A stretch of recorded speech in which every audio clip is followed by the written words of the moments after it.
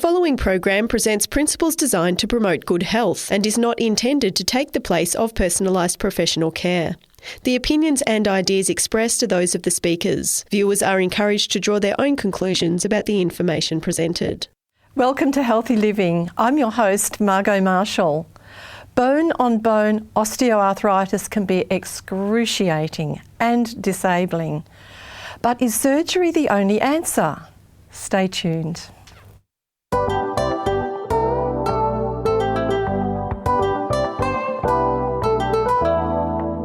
Healthy Living is a production of 3ABN Australia Television, focusing on the health of the whole person, body, mind and spirit.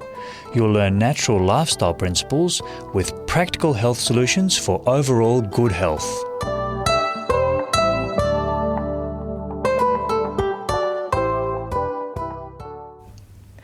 It seems that most, if not all, diseases respond significantly to lifestyle medicine, our daily lifestyle choices. And who better than Dr. John Clark to share the lifestyle medicine benefits for osteoarthritis. Welcome, John. Lovely to have you on the program. There are different kinds of arthritis. What are they? There's two that are the big ones. One is rheumatoid arthritis, which is an inflammatory arthritis or an autoimmune disease. Mm-hmm.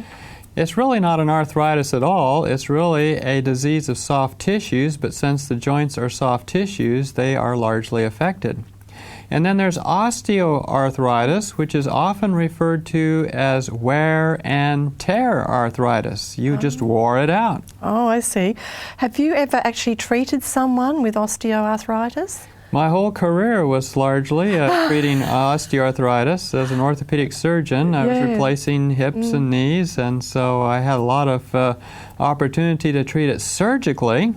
But then I started working my way out of a job as more and more we were treating it with natural remedies.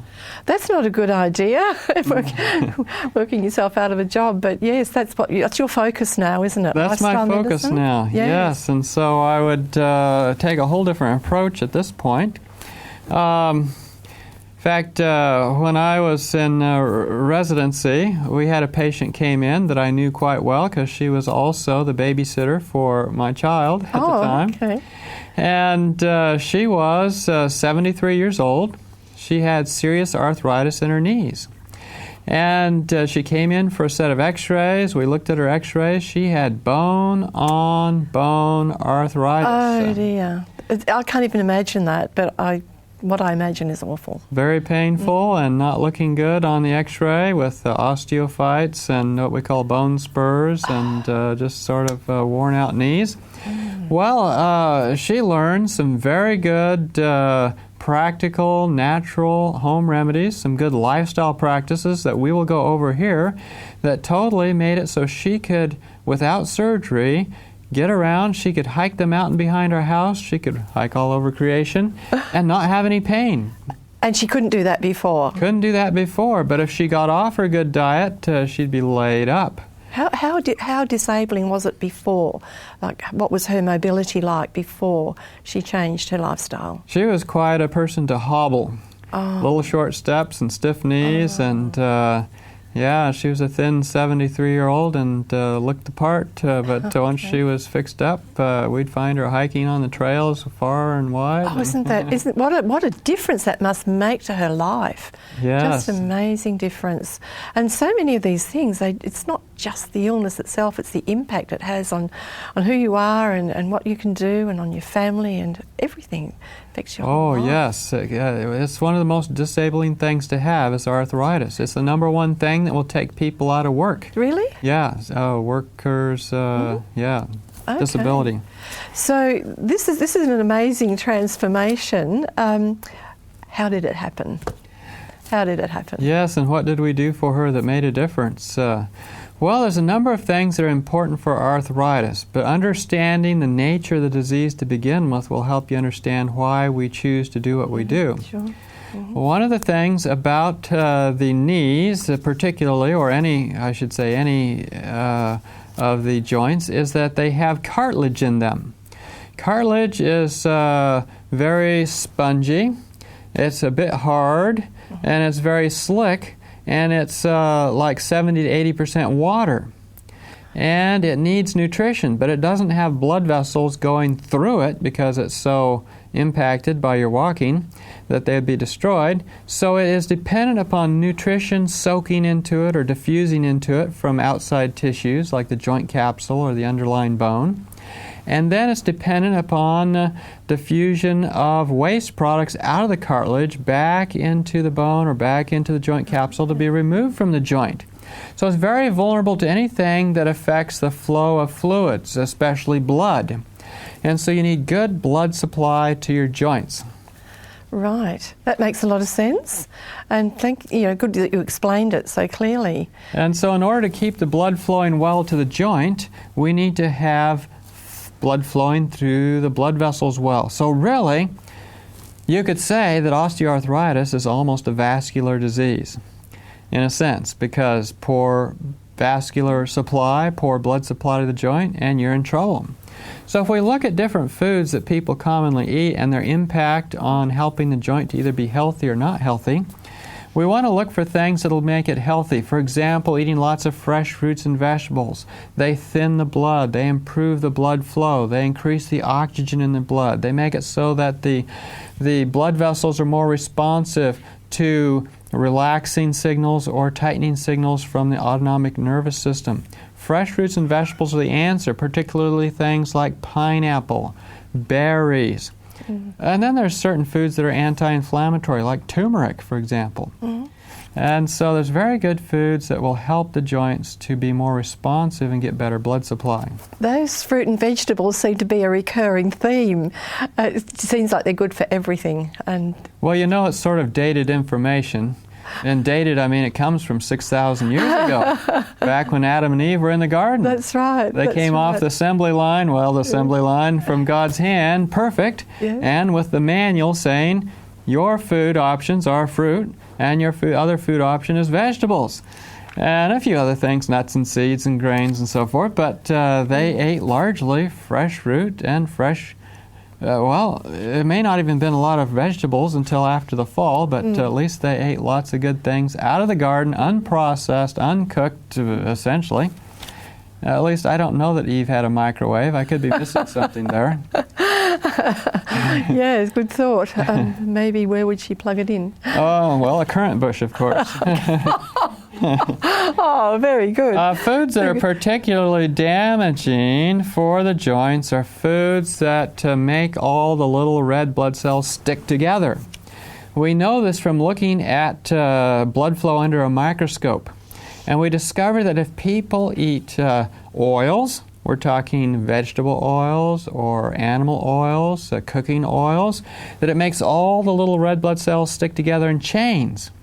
Now, normally, one red blood cell at a time goes down the smallest blood vessel in your body called the capillary. And those capillaries have a diameter that's smaller than the diameter of a red blood cell, so that when the red blood cell goes through there, it gets squeezed.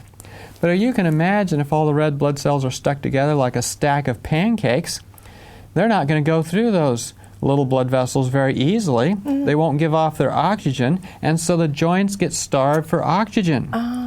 Anything that's highly refined, be it sugar, or anything that would give a diabetic a high blood sugar, or oils, anything that would give you a high cholesterol, a high fat in the diet, will cause this problem, making it so that you're more likely to get arthritis because the joint isn't going to repair after daily wear and tear. No. They're really important things that you've talked about, but if you had to pick the one that you would put as number one, right up there at the top, what would that be? If people would drink more water, really? It'd be a big help. That would be it. It would dilute out any of the other things. Oh, wow. But water is very important in that the joint is largely water. The cartilage is as much as 80% water, at least in some folks. Some folks it's almost zero, I think. Okay. But and the water helps carry the nutrients from the bloodstream through the capsule of the joint into the joint space and down into the cartilage, and then carries the waste products from the cartilage back into the joint space across the capsule into the bloodstream. It's a vehicle, really, isn't it? Water. Yes, it sure is. And so it'd be like us trying to get to work without a vehicle. Right. That's exactly right. The next thing I want to talk about is slow transit foods. Mm-hmm. Those affect whether you have arthritis. Here's what happens. You eat this food that has a slow transit.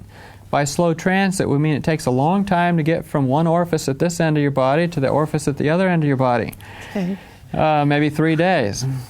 And slow transit foods are slow usually because they're high in fat and high in refined products and low in fiber. So what would they be? This would be anything like white flour, white pasta, white rice, anything that has had the fiber taken away. And it would also be like meat, which has no fiber, milk has no fiber. Foods with no fiber go slowly through the intestines. When they go slowly through the intestines, the bacteria overgrow. When the bacteria overgrow, they start putting off toxins.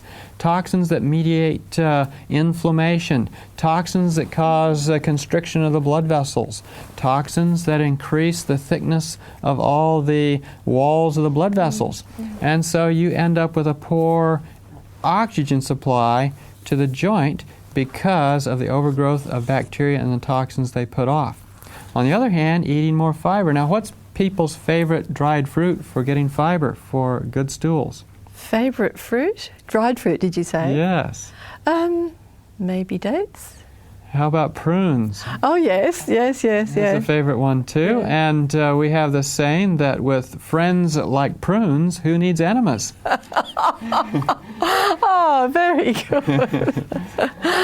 So high-fiber diet keeps the transition of food going through your body good. It keeps the bacteria from overgrowing, and when the bacteria overgrow, they cause problems. The next foods we want to talk about are the plaque-forming foods.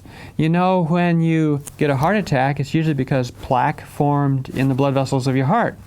And we worry about the heart because when that thing stops ticking, so do we. But we don't realize that the same thing is happening to our joints.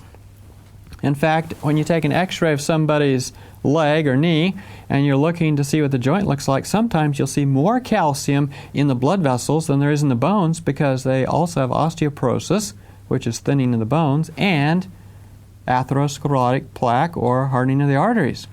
And so this is a problem because if the blood vessels get filled with calcium and get stiff, the blood doesn't flow by there as well. The oxygen doesn't move from the bloodstream through all this calcified blood vessel wall into the joint space, and it doesn't make it into the cartilage. The cartilage is sitting there starting to get drowned in its own waste products, unable to repair the damage that's done due to daily living. That makes so much sense, what you're saying. Yes, and so foods that cause the plaque to build for the joints is the same that cause the plaque to build in the heart, which is animal products, especially high-fat animal products, milk, anything that is oxidized in the way of animal products. How do you oxidize an animal product? Oh, go put it in the Barbie. Cook it, heat it up in the presence of oxygen, and you get massive amounts of oxidized oils. And these create free radicals, which in the heart and in the joints causes problems. Now, there's a favorite food of some people that they like to eat after their meal, which is cold, and it's made from milk or cream. Oh, I wonder what that might be. And it's often brightly colored and flavored. Ice cream. Covered in chocolate? Covered in chocolate. And this food has air blown into it or whipped into it so that it melts in your mouth. Ice cream. But when that air is in that product, the oxygen in the air gets next to the cholesterol in the milk and eggs and cream that's in the ingredients, and it causes that cholesterol to oxidize. And they've done studies to show that within 24 hours of eating this kind of food, oxidized milk, cream, or eggs, it will cause lesions in the blood vessels of the body. In 24 hours? Within 24 hours. Lesions that, if they were not cleaned up by the body, would end up in causing big plaque. In fact, most of the time they aren't cleaned up and you get plaque. And so ice cream is a big cause of coronary artery disease, blood vessel disease, arthritis. It's not a great food. And it also raises your cholesterol, makes your cholesterol stay up all day instead of just going up after a meal and coming down. That's a bit scary, isn't it? I think probably there's a popular belief out there that it takes years to have plaques form, but you're saying it happens in a day.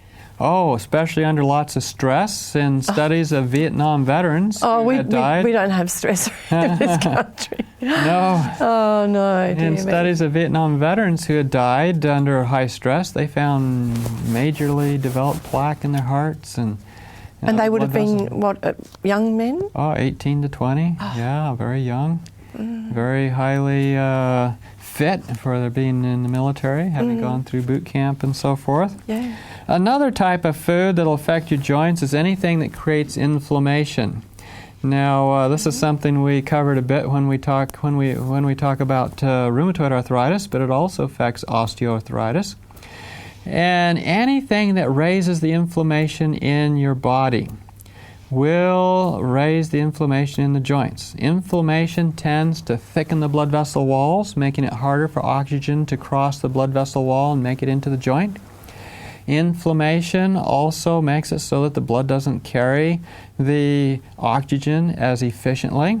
It tends to affect the lungs, causing thickening of blood vessels there, so it's hard to pick up the oxygen as well. It also thickens the blood vessels in the kidneys, making it so it's harder to get rid of toxins out of the kidneys. Inflammation is an enemy to good health, and especially the joints. So you were talking in another program about the importance of air and getting enough oxygen, but it's one thing to take it in, it's another thing for it to be delivered where it's needed. Yes, it has to make it to the joint. Yeah. Otherwise, it doesn't matter how much is out in the room or how good of oxygen you are breathing. So foods that create inflammation are usually foods that aren't fresh. Either they're processed, in other words, they've been to the factory and had things changed about them, had chemicals added or had nutrients removed. They're also foods that are created through rotting, fermenting, aging, spoiling. You think, I don't eat spoiled food, do I? But a lot of people eat spoiled food, and they love it. Why? Because they've got a taste for it. What's an example? Vinegar. Vinegar is in tomato sauce. Vinegar is in salad dressings. Vinegar is in most commercial bread you can buy down at the shop. Bread often is preserved with vinegar because bacteria won't touch it. It's like, well, we made that stuff, and They're not silly, are they? They're not silly. And other fermented foods are cheese. Cheese is a huge one. I've had people tell me, I quit eating my cheese and my arthritis went away. Just for that cheese? one thing. I've had people tell me I quit eating my cheese and my asthma went away. I've had people tell me I quit eating cheese and I quit having pain in my back. Mm-hmm. Cheese is a big problem because it's got high levels of oxidized cholesterol, high levels of oxidized fats, high levels of toxins from bacteria and molds, and so it's not fresh by definition. And so it doesn't have lots of antioxidants. It's not a part of the solution. It's got loads of oxidized stuff, so it's part of the problem. And so cheese is a big cause of arthritis and poor blood flow. It's a big cause of deterioration of the brain. Oh, we're not talking about the brain, are we? And so you don't want to eat lots of food that is not fresh. Soy sauce is fermented. Chocolate is fermented. Coffee Chocolate's fermented. Chocolate's fermented. Dare you say it? I'm going to be in trouble now. Maybe we better skip this program. No. So how does chocolate... Oh, because of the milk in it. Go on. The chocolate bean is fermented. It's if you look at the World Health Organization and foods that are fermented, it's right there on the list, and it's a whole process of fermenting. One of the reasons why it's brown. And then other things that are going to create inflammation are oils that are fried. If you take oil in its natural state, say you take a linseed, flax, and you look at it, bright, shiny, brown coating. It's impermeable to oxygen, so you don't get oxidized oils in it. But you grind that flax, you extract the oil, and within 6 weeks, without any preservation, it's totally rancid. It's that fast. And so you don't want to eat oils that are rancid, that are fermented. If I want to make it go rancid or fermented even faster, all I have to do is heat it up in a frying pan. I will make acrylamide. I will make trans fat. I will make oxidized lipids. And those all go to the blood vessels, cause inflammation, make it so the blood vessels don't carry oxygen as well, make it so the joints are more likely to inflame, more likely to have inflammation and arthritis. And so you don't want to eat something that isn't fresh. Well, that's a very scary thing because there's a lot of fried foods. Fast foods are mostly fried, and I don't know how this is going down, actually. Well, you know, Trish took a hold of this and thought about it, and she started eating really good food. And she discovered that as long as she stayed on a good diet, she could hike up and down the mountain behind our house. And we lived up at about 8,000 feet, so we were quite high. Quite high, yeah. And the peaks went up above us and down below us, and so she would hike all over creation. But if she got off her diet, so she decides, you know, I'm going to eat some stuff that creates inflammation because I like the taste of it. Okay. She has to decide, taste, hike, taste, hike. Which will it be? And so this is where the Bible says, eat for strength and not for drunkenness. Yeah. It's a challenge because our taste buds tell us, oh, I want that. Mom used to make that and I love it. We tend to get arthritis like our parents got arthritis because we adopted or inherited their lifestyle, their dietary choices. Yeah. I mean, we love the foods they made. We want wife to make the same stew that Mom made, make it taste the same, and she never can probably. And then we're upset because it's not the way we like it, because we inherited this food taste. Yeah, the little taste buds, they're tiny, but they're in charge very often, aren't they? Right. Little. Yes, and so one of the things that's important also in this is in choosing foods, you don't want to choose foods that will help you put on extra weight. You see, your joints are made to haul a certain amount of weight. Just like maybe if you had a ute, a pickup truck, it would be made to haul, let's say, 1 ton. But if you put 2 tons on it, it's going to wear out. Its warranty will probably be void, and it'll get arthritis.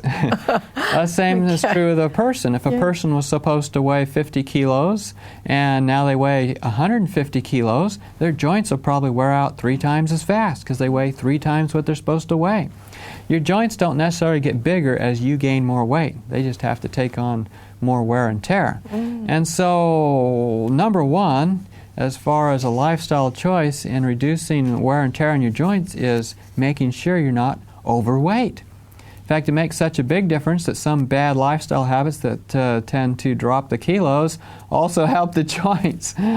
But that's not necessarily the best way to remove the weight, like through smoking or other bad lifestyle habits. Yeah. Now, another thing that's important for the joints in diet is making sure you're eating lots of foods with vitamin C. Citrus, things like that? Citrus, kiwi, we mentioned pineapple, but also red cabbage has more vitamin C than citrus. Is that right? Yes, there's certain vegetables that are higher in vitamin C than even fruits. But also, as far as vitamins go, vitamin D is just as important. And so getting out in the sun. The sun increases the vitamin D by changing cholesterol in your skin into the pre-vitamin D, which then gets changed to the active form of vitamin D later on in your body. Would that be a good way of getting your cholesterol down too? It is. Yeah. It definitely is. People who work out in the sun. It's significant then, the amount that it's used when it's translated into vitamin D. Is that what you're saying? Yeah, significant change. Yeah, and helps out the joints. And also, there's an important factor for blood flow to the joints in how warm the joints are. Now, I see a lot of Australians running around with clothing only on their trunk. They're wearing shorts and they're wearing a t-shirt. And the joints are out in the wind.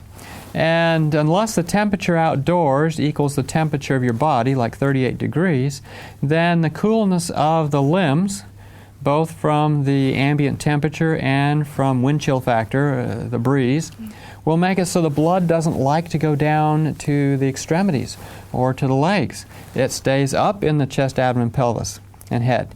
And so wearing clothes that keeps the joints equally warm with the trunk is key to keeping the blood flowing down to all the joints that you're trying to keep from wearing out. If they don't have good blood flow. It's like your car not having oil going to some part of it. Makes sense, doesn't it? Oh, yes. I had a friend who decided to get out his bulldozer.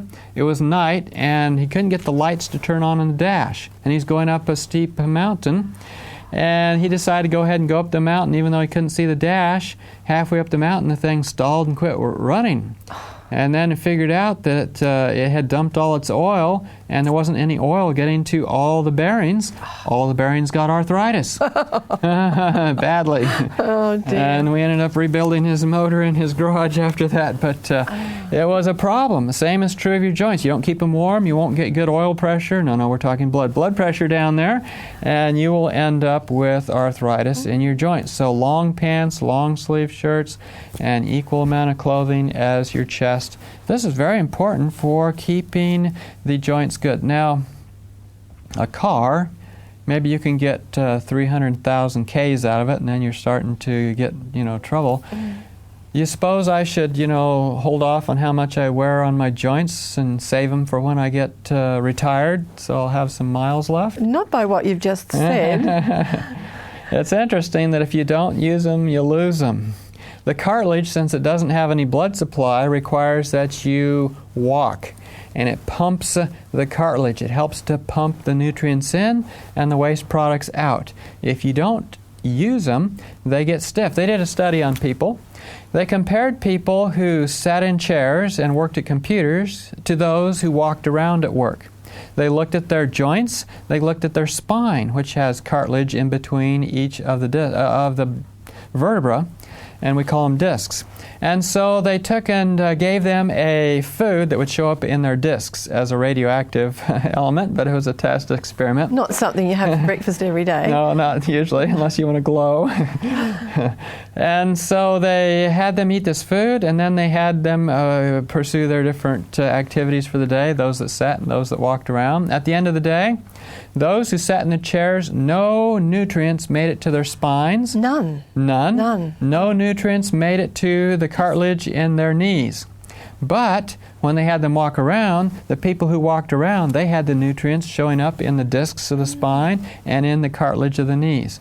Activity pumps the nutrients around so that the person can get the nutrients they need to the cartilage. That's terrible. I mean, none. I mean, if you'd said it was half, it'd be bad, but not to get any is just... words fail me.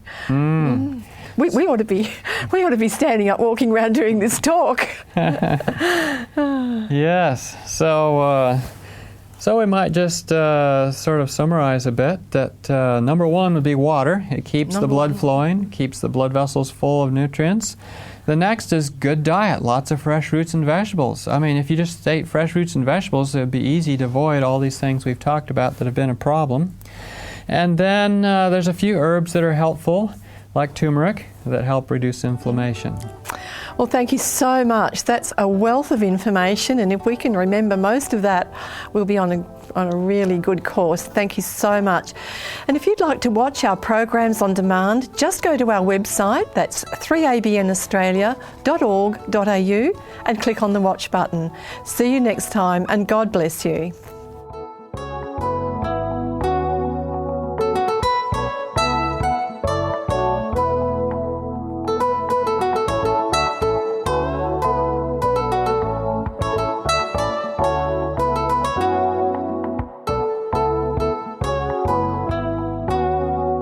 You've been listening to a production of 3ABN Australia Television.